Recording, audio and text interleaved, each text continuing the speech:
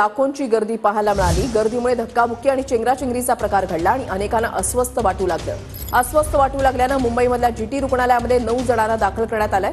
गर्दीवर नियंत्रण मिळवताना पोलिसांना सुद्धा सौम्य लाठीमार करावा लागला।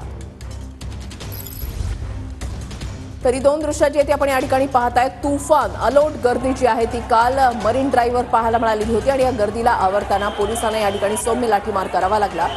तर या ठिकाणी इतकी जास्त गर्दी असल्यामुळे काही जणांना अस्वस्थ देखील वाटू लागलेलं होतं। एक मुलगी तर चक्कर येऊन पडलेली होती आणि तिला उचलून आपल्या खांद्यावर नेत ऑन ड्युटी पोलीस कर्मचाऱ्यांना या गर्दीतून बाहेर काढलं आणि त्यावेळची दृश्य सुद्धा कॅमेऱ्यामध्ये कैद झालेली आहेत।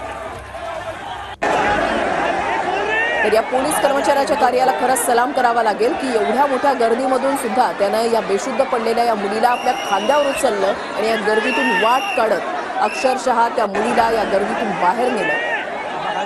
चेंगराचेंगरी घडलेली होती, धक्काबुक्कीचा प्रकार जो आहे तो काल घडलेला होता। अनेकांना अस्वस्थ वाटू लागलेलं होतं कारण इतकी जास्त गर्दी होती। काही जणांचा श्वास सुद्धा गुदमरलेला होता आणि तशीच अवस्था या मुलीची सुद्धा झालेली होती। ती बेशुद्ध होऊन पडली आणि या मुलीला, बेशुद्ध पडलेल्या या मुलीला तिथे असलेल्या या पोलीस कर्मचाऱ्यांना आपल्या चक्क खांद्यावर घेतलं आणि या गर्दीतून अक्षरशः तिला बाहेर काढलं। त्याच्यामुळे या पोलीस कर्मचाऱ्याच्या कार्याला खरंच सलाम करावा लागेल।